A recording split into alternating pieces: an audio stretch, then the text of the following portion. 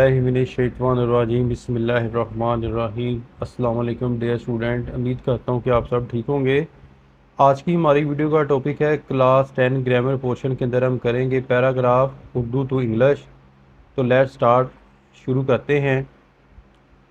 आदमी अपनी किस्मत खुद बनाता है। Man himself is the architect का मतलब होता है तमीर करना, ऑफ हिज फेट, फेट का मतलब होता है किस्मत। इसको चाहिए कि मेहनत करे और लगन से काम करे ताकि वो अपनी ज़िंदगी में कामयाब हो सके। He should work hard and do work with devotion so that he may succeed in his life. मेहनत इस दुनिया की सबसे बड़ी हकीकत है। Hard work is the greatest truth of this world, जिसको झुठलाया नहीं जा सकता। That can not be फाल्सीफाइड।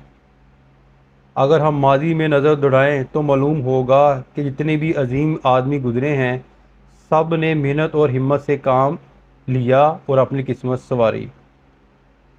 If we look at the past, अगर माजी में देखें, we shall come to know, मालूम होगा that all the great man, के तमाम अजीम आदमी who have pass away work with diligence and courage and change their fate.